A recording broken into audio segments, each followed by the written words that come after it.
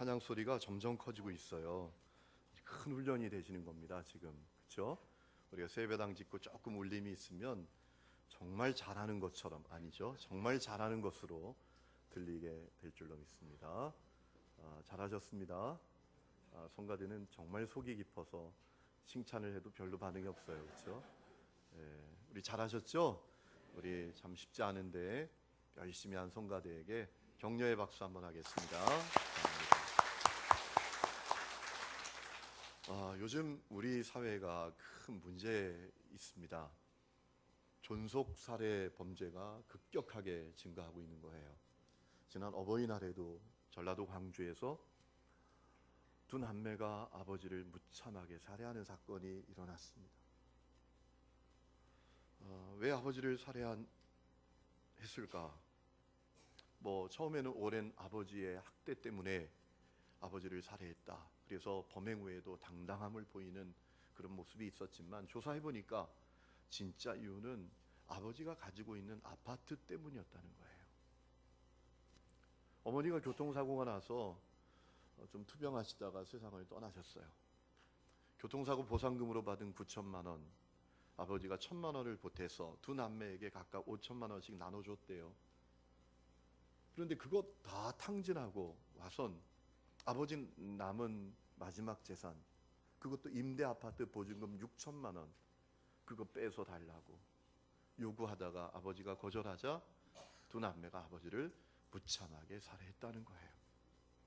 더 충격적인 것은 그 남매 가운데 딸이, 40이 넘는 그 딸이 교회 전도사 생활을 했었다라는 겁니다. 여러분, 그런 일들을 통해서 우리가 분명히 깨달아야 할 것이 있습니다. 우리가 회개 그 이후에 하나님 앞에 올바로 서 있지 못하면 비참한 인생이 되고 만다라는 거예요. 여러분, 예수 십자가 보혈은 놀라운 보혈입니다. 우리의 어떤 죄도 다 씻을 수 있는 보혈입니다. 우리가 아무리 두꺼운 죄라고 할지라도 그 죄를 시인하고 자백하면 주님은 다 씻어주십니다. 중요한 것은 회개 그 이후입니다. 여러분, 우리가 회개를 통해서 누리는 놀라운 축복은 죄 씻음만이 아닙니다. 새로운 창조가 우리에게 일어나는 겁니다. 우리가 새로운 피조물이 되는 겁니다. 그러니 옛 생명으로 살지 말고 새 생명으로 살아야 합니다. 보라, 이전 것은 지나갔으니 새 것이 되었도다. 새 생명으로 사는 역사가 우리 가운데 실현되어야 한다라는 겁니다. 그럼 어떻게 새 생명으로 살 수 있는가? 아주 중요한 방법이 있다라고 요한은 우리에게 알려주었습니다. 순종하며 살아야 한다는 것이죠. 우리로 하여금 율법주의자가 되라고 하는 얘기가 아닙니다. 십자가 은혜에서 율법으로 가라는 얘기가 아닙니다. 왜 순종으로 살아야 하는가? 순종으로 살면 하나님 알게 됩니다. 그저 교리적으로 지식적으로 아는 하나님이 아니라 깨닫는 하나님, 확실하게 아는 하나님을 알게 된다는 겁니다. 야, 정말 하나님은 살아계시는구나. 예수님은 나의 구원자이시구나. 그분이 나의 그리스도시구나. 하나님은 놀라운 분이시구나. 좋으신 분이시구나. 이 사실을 순종을 통해서 알게 된다는 겁니다. 저는 우리 삼선의 성도들이 순종으로 사시기를 주의 이름으로 축원합니다. 교회 안에는 순종이 없는 사람이 있습니다. 육적 그리스도인들이 있습니다. 사실 영적 그리스도인, 육적 그리스도인의 의미는 무의미합니다. 저는 이렇게 나누고 싶어요. 십자가 복음을 정말 믿는 사람과 믿는다 치고 다니는 사람이죠. 여러분, 믿는다 치고 다니면 천국에서 눈 뜰 수 없습니다. 냉정해 보일지 모르지만 양보할 수 없습니다. 십자가의 복음을 나의 복음으로 정말 믿을 때 그는 정말 구원을 받게 되는 거예요. 여러분, 십자가 복음을 정말 만나면 순종으로 사라집니다. 여러분이 그렇게 되어지기를 주의 이름으로 축원합니다. 특별히 요한은 사랑의 계명에 순종해야 한다라고 했습니다. 왜 그렇습니까? 여러분, 사랑으로 사는 사람은 죄를 쳐다볼 겨를이 없습니다. 부모를 사랑하는 사람이 부모에게 죄 지을 수 있습니까? 아내를 사랑하는 사람이 아내에게 죄 지을 수 있습니까? 교회 안에서 형제 자매를 사랑하는 사람이 그에게 죄 지을 수 있습니까? 입만 열면 흉보고 험담하고 끌어내릴 수 있습니까? 절대로 그럴 수 없습니다. 사랑으로 사는 사람은 죄를 쳐다볼 겨를이 없습니다. 그래서 요한은 사랑의 계명에 순종하라 라고 했던 것이죠. 여러분은 사랑으로 살고 계십니까? 여러분, 우리의 문제는 주님을 사랑하지 않는 것이 아닙니다. 정말 우리의 문제는 형제 자매를 사랑하지 않는 게 아닙니다. 우리의 문제는 부모를 사랑하지 않는 게 아닙니다. 우리의 문제는 하나님도 사랑하고 부모도 사랑하고 형제 자매도 사랑하지만 세상도 사랑하는 거예요.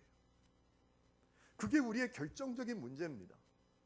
그래서 결국은 사랑의 계명에 순종하지를 못하는 겁니다. 세상을 너무 사랑하니. 우리 가운데 하나님을 사랑하지 않는 사람이 누가 있겠습니까? 우리 가운데 형제 자매를 사랑하지 않는 사람이 누가 있겠습니까? 그런데 하나님만 사랑하는 게 아니라 세상도 사랑하는 것이 문제입니다. 그래서 오늘 본문 15절에 요한은 우리에게 당부합니다. 이 세상이나 세상에 있는 것들을 사랑하지 말라. 여러분, 우리가 세상 속에서 삽니다. 그러니 우리가 사는 세상을 사랑하지 않고 어떻게 살 수가 있겠습니까? 지난 금요일에 이제 저녁에 집에 갔더니 제 아내가 정성을 다해서 밥상을 차려놨어요. 아주 소박한 밥상입니다. 요만한 가자미 한 마리, 된장국 하나. 소박하죠. 그런데 그 밥상을 딱 대하면서 갑자기 감사의 마음이 막 밀려오는 거예요.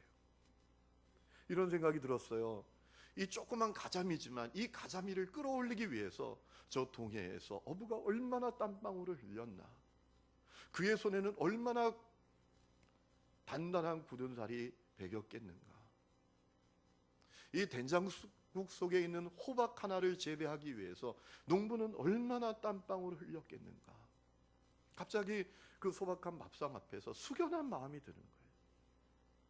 야, 정말 감사한데. 여러분, 세상은 사랑하기에 충분합니다. 그런데 왜 요한은 세상 사랑하지 말고 세상에 있는 것을 사랑하지 말라고 할까요? 요한이 세상 자체를 부정하는 게 아닙니다. 죄에 물들어 있는 세상을 사랑하지 말라는 겁니다. 하나님께서 세상을 아름답게 창조하셨지만 사단은 죄와 유혹과 정욕으로 미혹하여 세상을 악한 세상으로 만들어 놨습니다. 하나님이 창조하신 아름다운 세상을 사람 마음속에 있는 육신의 정욕, 안목의 정욕, 세상 자랑을 추구하기 위한 전쟁터로 만들고 말았다는 거예요. 우리가 그 사실을 간파해야 한다는 겁니다. 사단의 그 의도를 간파해야 한다는 겁니다. 요한이 세상을 살아가지 말라고 한 것은 사단의 의도를 간파하라는 거예요. 사단의 그 의도를 간파하고 세상 사랑의 마음 뺏기지 말라는 겁니다. 조심하라는 거예요. 여러분, 사실 우리가 사단의 그 의도를 간파한다면 우리 속에 육신의 정욕, 안목의 정욕, 세상 자랑을 향한 욕망은 서 있을 틈이 없는 겁니다. 그런데 안타깝게도 오늘 수많은 사람들이 이 사단의 의도를 간파하지 못하고 평생 육신의 정욕, 안목의 정욕, 세상 자랑을 쫓아서 거기에 빠져서 사는 겁니다. 여러분, 사람의 마음에 있는 육신의 정욕이 정말 무섭습니다. 그리고 즐깁니다. 사람이 1억만 가지면 행복하다고 느껴요. 그리고 1억을 가지게 되면 10억이 생각이 납니다. 10억을 가지게 됐습니다. 이제 만족하고 행복해야죠. 그런데 100억이 보이는 겁니다. 사람 마음에 있는 육신의 정욕이 정말 즐깁니다. 안목의 정욕도 그렇습니다. 사실 안목의 정욕이 제일 문제입니다. 안목의 정욕이 육신의 정욕을 부추기는 주범이에요. 여러분, 우리의 모든 욕망이 사실 보는 것에서 비롯되지 않습니까? 성경에 나와 있는 아주 대표적인 안목의 정욕 두 가지가 있어요. 첫 번째는 하와의 눈이에요. 여러분, 사단이 에덴 동산에서 하와에게 속삭여요. 야, 선악과 먹으면 죽는다 했잖아. 안 죽어. 그리고 선악과 먹으면 하나님처럼 된다. 여러분, 여기까지만 듣고 끝냈으면 하와가 선악과 먹을 리가 없어요. 근데 하와의 문제는 무엇입니까? 선악과를 보았어요. 창세기 3장 6절에 보면 여자가 그 나무를 본즉 먹음직도 하고 보암직도 하고 지혜롭게 할 만큼 탐스럽기도 한 나무인지라 라고 했습니다. 그러니까 하와가 범죄하고 타락한 것은 안목의 정욕을 다스리지 못했기 때문입니다. 하와의 범죄와 타락은 그 하와의 눈으로부터 시작된 거예요. 다윗도 마찬가지입니다. 다윗의 눈, 다윗이 부하들을 암몬과의 전쟁을 위해서 다 출정시키고 자기는 왕국에 남아 있습니다. 전쟁하고 있는 부하들이 걱정이 되어서였는지 저녁 때 일어나서 왕궁 옥상에 올라갑니다. 옥상을 거닐다가 목욕하는 여인을 엉겹결에 본 겁니다. 여러분, 그런데 가만히 생각해 보면 이 다윗이 무심결에 보고 확 고개를 돌린 게 아닙니다. 무심결에 봤는데 계속 보게 됐어요. 자세하게 보게 된 겁니다. 사무엘하 11장 2절에 보면 한 여인이 목욕을 하는데 심히 아름다워 보이는지라. 아니, 무심결에 봤으면 아름다운지 안 아름다운지 어떻게 압니까? 그 여인이 남자인지 여자인지도 잘 모르겠죠. 보고서 확 돌렸다면. 이 말씀을 준비하는데 중학교 때 제 짝이 생각이 나요. 제 짝이요, 목욕탕에 가서 여자 목욕탕을 보다가 들켜가지고 주인에게 비 오는 날 먼지나게 터졌어요. 왔는데 여기 막 시퍼래 갖고 왔어요. 왜 그러냐 그랬더니 몰라도 된대. 모르면 더 알고 싶잖아요. 얘기 안 하면 죽어. 빨리 얘기해. 했더니 사실대로 얘기하는데 그 일산동에 있는 목욕탕 여탕에 가서 창문 열고 들여다보다가 누가 뒤에서 꽉 잡아서 끌려가서 죽도록 맞았대. 여러분, 다윗이 밧세바를 무심결에 봤다면, 그리고 괴를 돌렸다면 그 죄에 빠져들지 않는 거예요. 무심결에 봤는데 계속 자세히 봤어요. 예뻐요. 정말 예뻐요. 그래서 가서 다 조사하게 합니다. 알고 보니 자기 충신의 부인이에요. 어떻게 하죠? 자기 부하를 전쟁터에 보내서 죽여요. 여러분, 다윗의 범죄는 보는 것으로부터 시작된 거예요. 안목의 정욕이 제일 문제입니다. 인간의 욕망은 보는 것으로부터 시작되고 충족됩니다. 자기 소유와 삶을 자랑하고 과시하고 싶은 욕망도 결국 안목의 정욕 때문에 일어나는 거 아닙니까? 누구보다 내가 낫다는 거 보여주고 싶고, 누구보다 내가 나은 것으로 내가 만족하고 사는 거죠. 여러분, 오늘 말씀을 보면 요한이 세상 사랑이 왜 그리 문제인지 우리에게 밝히 알려줍니다. 세상 사랑하는 마음이 있는 자리에 주님을 사랑하는 마음이 있을 자리는 없어요. 오늘 본문 15절에 말하죠. 이 세상이나 세상에 있는 것들을 사랑하지 말라. 누구든지 세상을 사랑하면 아버지의 사랑이 그 안에 있지 아니하니. 그러니까 세상 사랑하고 육신의 정욕, 안목의 정욕, 세상 사랑에 사로잡혀 살면 하나님을 사랑할 수 없습니다. 부모 형제도 사랑할 수 없습니다. 정말 사랑해야 될 대상을 사랑할 수 없습니다. 그래서 결국 비참한 죄와 비극에 빠지고 마는 거죠. 여러분, 우리가 분명히 기억해야 할 것이 있습니다. 오직 하나님이 우리에게 주신 것만이 영원하다는 거예요. 하나님이 우리에게 주시지 않은 것, 세상이 우리에게 준 것은 영원하지 않습니다. 여러분, 돈이 우리에게 영원합니까? 쾌락이 영원합니까? 명예가 영원합니까? 권력이 영원합니까? 세상 자랑거리가 영원합니까? 아닙니다. 그 영원하지 않습니다. 찰나같이 있다가 사라지고 맙니다. 그러나 오직 하나님이 우리에게 주신 것은 영원합니다. 하나님이 우리에게 주신 믿음은 영원합니다. 하나님이 우리에게 주신 기쁨은 영원합니다.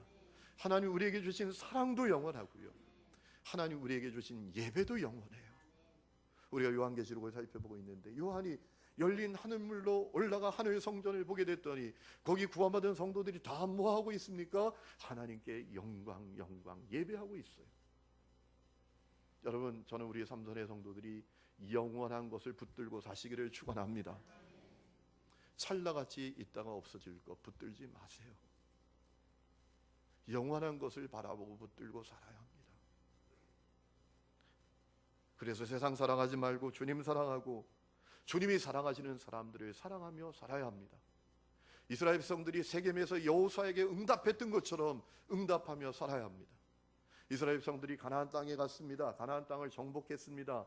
각 지파에게 다 분배했습니다. 여호수아가 세겜에서 이스라엘 백성들을 다 모으고 한 얘기가 무엇입니까? 오직 하나님 사랑하자. 오직 하나님만 섬기자. 이제는 여호와를 경외하며 온전함과 진실함으로 그를 섬기라라고 여호수아 24장 14절에 말합니다. 여호와만 섬기라라고 말씀하십니다. 나와 내 집은 여호와만 섬기겠다. 당신들도 오직 여호와만 사랑하며 섬기자. 그때 이스라엘 백성들이 기꺼이 응답합니다. 여호수아 24장 16절에 보면 백성이 대답하여 이르되 우리가 결탄코 여호와를 버리고 다른 신들을 섬기기를 하지 않겠습니다. 하나님만 섬기고 하나님만 사랑하겠습니다. 저는 이 고백이 여러분의 고백이 될 수 있기를 축복합니다. 왜 그래야 합니까? 여호수아가 그 이야기를 하면서 먼저 중요한 이유를 밝혔어요. 가나안 땅에 온 것 하나님의 역사였기 때문입니다. 가나안 땅을 정복하고 땅을 차지한 것도 하나님의 역사였고 하나님의 은혜였기 때문입니다. 이스라엘 백성들이 한 게 없습니다. 여리고성 전투만 생각해 보십시오. 여리고성이 어떻게 무너집니까? 돌기만 했어요. 그리고 마지막 날 7바퀴 돌고 와 하니까 무너지잖아요. 하나님이 하신 겁니다. 여호수아가 그 얘기를 먼저 합니다. 여호수아 24장 11절에 보면 너희가 요단을 건너 여리고에 이른즉 여리고 주민들 곧 아모리, 브리스, 가나안, 헷, 기르가스, 히위, 여부스 족속이 너희와 싸우기로 내가 그들을 너희 손에 넘겨주었다 라고 하나님 말씀하셨다는 거예요. 하나님이 하신 거예요. 너의 칼이나 너의 활로서 이같이 한 것이 아니고 너희가 수고하지 아니한 땅을 너희가 건설하지 아니한 성읍을 너희에게 주었고 너희가 심지 아니한 포도원 감난원의 열매를 너희가 먹게 했다고 하나님이 말씀하셨어요. 하나님의 역사, 하나님의 은혜로 산다는 거예요. 그래서 하나님 사랑하고 하나님 섬기면서 산다는 거예요.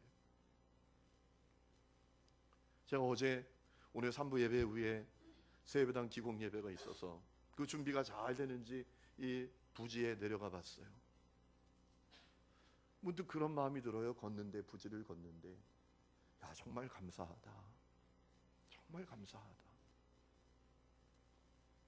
여러분, 새예배당 걷는 것이 목사에게도 쉬운 일은 아닙니다. 심리적으로, 육체적으로, 재정적으로 쉽지 않습니다. 그런데 제 안에 감사가 막 밀려오는 거예요. 이런 생각이 들었어요. 세상에 한국의 목사들이 얼마나 많나. 그 많은 목사들 가운데 하나님의 집을 지어서 주님께 올려드릴 수 있는 목사가 얼마나 되겠나. 저는 저를 너무나 잘 압니다. 너무나 부족하고 못난지 알아요. 그런데 써주시는 게 감사해요. 하나님의 은혜가 감사해요. 여러분, 우리가 기억해야 할 것이 있습니다. 우리 인생은 은혜로 산다는 것입니다. 우리가 최선을 다해야 하지만 우리가 분명히 기억해야 될 것은 내 삶은 전적인 하나님의 은혜라는 겁니다. 그것이 무엇을 의미하는 겁니까? 우리에게 하나님의 돌보심이 있다고요. 우리의 필요를 하나님이 살피시고 공급해 주신다는 겁니다. 우리의 길을 주님이 예비해 주신다는 겁니다. 우리가 그것 알아야 합니다. 그것 알아야 주님 사랑하며 살 수 있습니다. 세상 사랑하지 않을 수 있습니다. 세상 것에 목매지 않고 살 수 있습니다. 주님이 안 믿어져요. 은혜로 사는 것이 안 믿어져요. 그러니 육신의 정욕, 안목의 정욕, 세상 자랑을 위해서 몸부림치는 거예요. 그런데 여러분, 그렇게 한다고 살게 됩니까? 내 탐욕과 나의 욕망을 다 이루었다고 사람이 살게 됩니까? 바벨탑을 아무리 높이 쌓아도 하나님이 하고 보시면 다 사라져요. 죄송합니다, 이런 표현 써서 한 방에 가는 겁니다. 아무리 내가 몸부림쳐도 하나님이 하고 보시면 한 번에 끝나는 거예요. 여러분, 그런 분들 많습니다. 몸부림치며 정욕과 탐욕을 위해서 삽니다. 인생의 바벨탑을 쌓으면서 삽니다. 그러나 어느 날 몸이 아파요. 병원에 갔더니 의사가 얘기해요. 죄송합니다. 6개월 남았습니다. 여러분, 그러면 그 자기가 쌓은 바벨탑이 뭡니까? 아무것도 아니죠. 그럼 어떻게 우리가 세상을 사랑하지 않고 살 수 있을까요? 그게 중요하잖아요. 오늘 말씀을 준비할 때 주님께서 저에게 분명히 주신 답이 두 개가 있습니다. 첫 번째는 하나님을 알아야 한다는 겁니다. 여러분, 오늘 본문 12절부터 14절까지 보면 요한이 구원받은 모든 성도들, 그들 각각을 자녀들이라고 표현하고 아비들이라고 표현하고 청년들이라고 부르면서 요한이 이 요한서신을 왜 써보내는지를 말합니다. 특히 주목해야 할 것은요, 반복되는 표현이 나오는 거예요. 이 반복된다는 것은 대단히 중요한 거예요. 강조한다는 의미가 있는 거거든요. 그 반복되는 표현이 있는데 하나님을 알았다는 표현이에요. 자, 13절에 보면 아비들아, 내가 너희에게 쓰는 것은 너희가 태초부터 계신 이를 알았으며, 14절 보면 아이들아, 내가 너희에게 쓴 것은 너희가 아버지를 알았으며 라고 했습니다. 그러니까 요한은 지금 요한서신을 받아보는 이 성도들이 십자가 복음을 만나고 하나님을 알게 됐다고 여긴 겁니다. 그 안다는 것은 그노시스가 아니라 기노스코입니다. 그저 교리적 지식적으로 하나님을 아는 게 아니라 확실하게 분명하게 알게 됐다는 것입니다. 그렇기 때문에 세상에 있는 것들을 사랑하지 말라고 말한 거예요. 하나님을 아니 세상을 사랑하지 말라는 겁니다. 여러분, 하나님을 알면 세상이 사랑되지 않습니다. 하나님을 모르니 아둥바둥 세상 욕망과 정욕을 위해서 사는 겁니다. 하나님이 살아계신다, 그분은 좋은 분이신다, 나의 길을 인도하신다, 나의 필요를 공급하신다, 내 길을 예비하신다, 이렇게 하나님을 확실히 알면 정욕과 탐욕 거기 빠져서 아둥바둥 살지 않는 겁니다. 주님 바라보고 살게 되는 거예요. 요한은 이 요한서신을 받아보는 사람들이 하나님을 분명히 안다고 여긴 겁니다. 그래서 세상 사랑하지 말라고 말하는 거예요. 저도 여러분이 아시기를 주의 이름으로 축원합니다. 고린도후서 9장을 보면 바울이 고린도 교회 성도들에게 헌금에 대해서 편지를 써요. 그렇게 말합니다. 마음에 정했던 대로 해라. 바꾸지 말아라. 인색함으로 하지 말고 억지로 하지 말아라. 하나님은 즐겨내는 자를 사랑하신다라고 했습니다. 여러분, 바울이 왜 그렇게 권면한 겁니까? 바울은 하나님을 알아요. 자기가 아는 하나님을 고린도후서 9장 8절에 이렇게 소개하죠. 하나님 누구신가? 하나님이 능히 모든 은혜를 너희에게 넘치게 하시나니. 그가 바울이 아는 하나님이에요. 적어도 바울이 아는 하나님은 모든 은혜를 우리에게 넘치게 하시는 분이세요. 그래서 그 넘치는 것을 가고 착한 일을 하게 하시는 분, 그분이 하나님인 것을 바울은 분명히 알았어요. 그래서 인색함으로 하지 마라, 억지로 하지 말아라, 어리석은 거다. 하나님이 넘치게 하시는데. 여러분, 하나님을 알아야 세상 사랑하지 않고 정욕과 탐욕에 매이지 않는 것을 기억하시기를 축원합니다. 하나님을 아는 역사가 있기를 축원합니다. 또 하나 중요한 방법이 있어요. 내가 이 땅에서 나그네요 여행객이라는 사실을 분명히 아는 겁니다. 여러분, 요한과 함께 주님께 사랑받는 제자였던 베드로가 즐겨 사용했던 표현이 있어요. 나그네라는 표현이에요. 나그네. 베드로전서 1장 1절에 보면 예수 그리스도의 사도 베드로는 본도, 갈라디아, 갑바도기아, 아시아와 비두니아에 흩어진 성도들 이렇게 하지 않고 흩어진 나그네라고 표현했어요. 우리가 다 나그네라는 거예요. 베드로전서 1장 17절에도 외모로 보시지 않고 각 사람의 행위대로 심판하신 이를 너희가 아버지라 부른즉 너희가 나그네로 있을 때를 두려움으로 지내라. 나그네래요, 나그네. 베드로전서 2장 11절에 보면 사랑하는 자들아 거류민과 나그네와 같은 너희를 권하노니 영혼을 거슬러 싸우는 육체의 정욕을 제어하라. 나그네래요. 히브리서 11장을 봐도 히브리서 기자가 아벨과 에녹과 노아와 아브라함과 사라를 소개하면서 그들은 다 믿음으로 살았던 사람들인데 이 땅에서 나그네와 외국인으로 살았던 것을 증언한 사람들이었다라고 말해요. 시편 119장을 보면 시편 기자도 내 눈을 열어 주의 법에서 놀라운 진리를 보게 하소서. 나는 이 땅에 나그네에 불과합니다. 주의 계명을 나에게 숨기지 마소서 라고 고백하고 있어요. 여러분, 우리가 나그네입니다. 우리의 목적지는 이 땅이 아니라 저 하나님의 나라예요. 우리가 그 사실을 알아야 합니다. 그것을 바로 아는 자는 세상 사랑하지 않습니다. 세상의 것을 위해서 인생의 시간을 허비하지 않습니다. 이렇게 생각해 보세요. 어떤 사람이 9박 10일로 여행을 갔어요. 9박 10일로 여행 간 사람이 여행 기간 내내 그 외국에 있는 땅 보러 다니고 아파트 보러 다니고 그러다가 시간 다 허비하고 왔다. 그러면 여러분이 그 사람 보고 뭐라 하겠습니까? 바보 아니야? 라고 하지 않겠습니까? 어떤 사람이 9박 10일로 여행을 갔는데 어떤 음식점에서 음식을 먹었는데 너무 맛있어요. 그러니까 이 사람이 그냥 맛있구나 이러고 끝나야 되는데, 야, 이 맛있는 음식을 만드는 식당을 어떻게 살 수 있는가? 9박 10일 동안 그거 알아보고 그 식당 살려고 몸부림치면서 살다가 9박 10일 보내고 돌아왔다면 여러분이 그 사람을 보고 뭐라 하겠습니까? 답을 알려드렸는데 바보. 그런데 우리가 그렇게 바보처럼 살잖아요.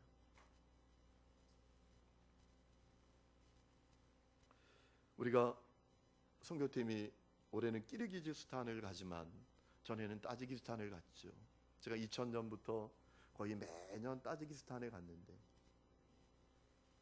선교팀을 이끌고 가면 돌아올 때 누가 시키지도 않았는데 이상한 상황이 벌어져요.